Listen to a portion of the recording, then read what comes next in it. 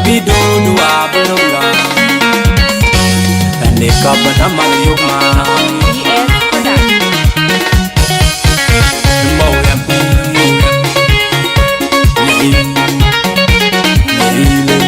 Producer Cousin Dizzy.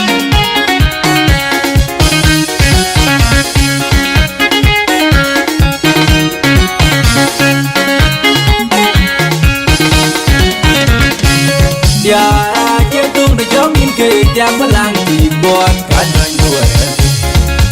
ya kun je ya ga che tung de jom in ke ya balang ti bot ke bi mu el kan chat ke dwari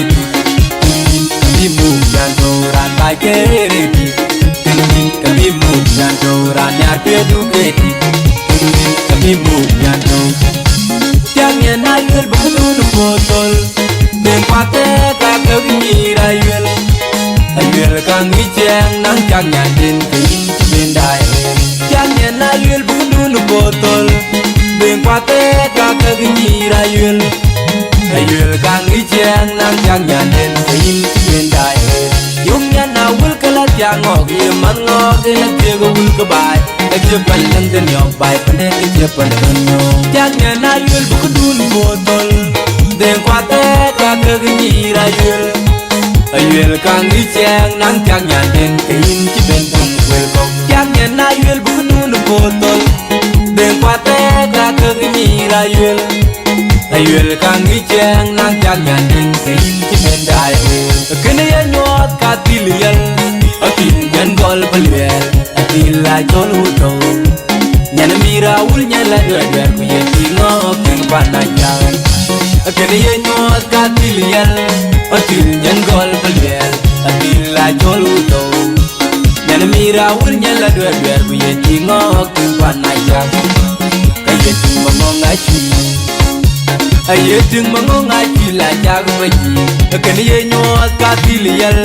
atil nyan gol balwel atil la cholu to nyan mira wul nyala dwer ku ye tingo kum pana jag kaye ting mangonga chi aye ting mangonga chila jag baji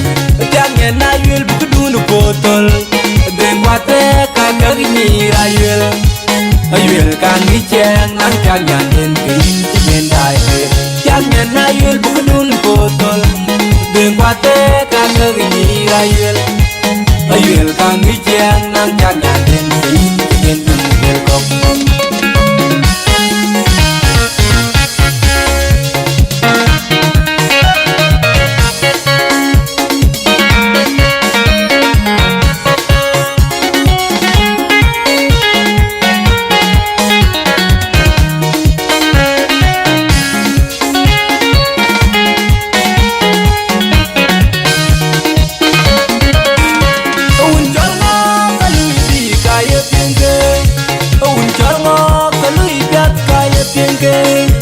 pana jang wil ka lui di ka ye pinke padang ka chik bay ngok nyan erpo chama nyin na ji manyang ngak padang ka chik bay ngok nyan kin pu yel chama nyin na ji manyang ngak ting chin pu yel ka maksul kwa tang yai na tiliel padang ka chik bay ngok nyan erpo chama nyin na ji manyang ngak jang ya na yul bu dun botol den pate ka ke ni ra yul ayul ka ngi cheng nang jang ya den ke chi ben dai jang ya na yul bu dun botol den pate ka ke ni ra yul ayul ka ngi cheng nang jang ya den ke chi ben dai ke yin chi ben dai le ma toy ding mangok ma toy atil yal le ti bot ke yin ma toy ding mangok ma toy atil yal ti bot ke yin ti ben dai ma wina ro mat mangok atil yal ti bot ke yin ti ben dai ma wina ro ma yin atil yal ti bot nyan deng buleng boy ye bai ngo le yan deng won pat ti ye mar ka lo le bai ngo le yan abung ate min ni lo le bai ngo le yan mata tilduk Panyerti ine bay ngoleng piandu Nyen juya pumadam malwal ine bay ngoleng piandu Mata tilduk panyerti ine bay ngoleng piandu Jak nyen ayul bukudun botol Deng kwate kakak nyira ayul Ayul kang iceng nang jak nyaden King nyendai Jak nyen ayul bukudun botol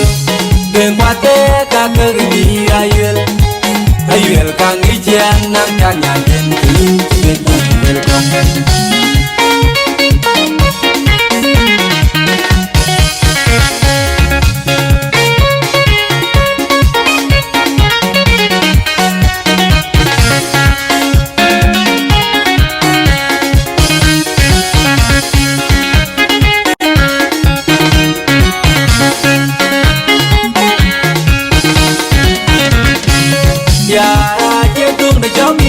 Yang belang di buat kacau dua Biar ku ni jaga jantung terjongin ke tiap belang di buat itu bimu Kencat kedua ini tinggi kamimu jantoran baik kereti tinggi kamimu jantoran yar keduketi tinggi kamimu jantong Jangan nayul bukudu botol dan kuate kakak nyirayul Ayul kang iceng nang jak nyaden King nyendai Jak nyen ayul bukudun botol Deng kwate kakak nyirayul Ayul kang iceng nang jak nyaden King nyendai Yung nyan awul kelat yang ngok Yeman ngok elak tiga wul kebai Kecipan neng den yobai Panden kecipan duno Jak nyen ayul bukudun botol Deng kwate kakak nyirayul Ayul kang iceng nang jak nyaden King cibendung welkok Jak nyen ayul bukudun botol Deng kwate kakak nyirayul Ayul kang iceng nang jak nyaden King cibendai Kena ya nyot katil yal Atil nyan gol belwel Atil la jol wuto Nyan mira wul nyan la dwedwer Kuye tingok keng panajal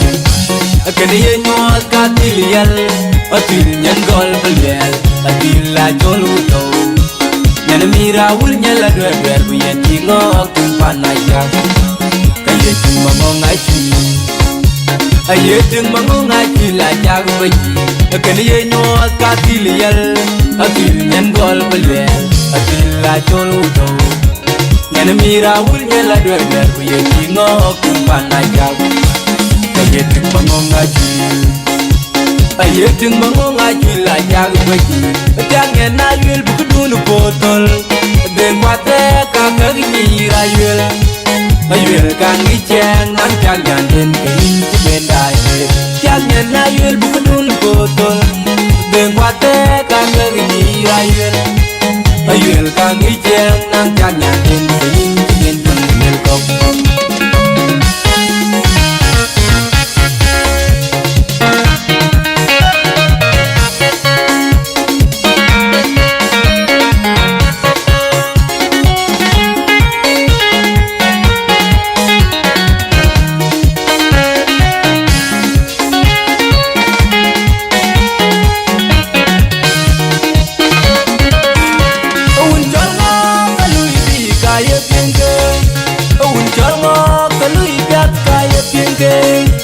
Pana jawil kalui di kaya piengke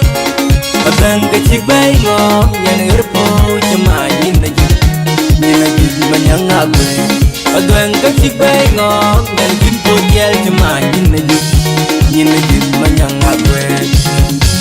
Keng jimpo jel kwe maksul Kuatang yaya nati liyal Abang kecik bay ngok Yang ngerpo cuma nyina jid manyang agwe Jak nyen ayul bukudun botol Den kwate kakak nyirayul Ayul kang iceng nang jak nyaden King cibendai Jak nyen ayul bukudun botol Den kwate kakak nyirayul Ayul kang iceng nang jak nyaden King cibendai Kayin cibendai Lue madoy deng mangok matoy Atil yal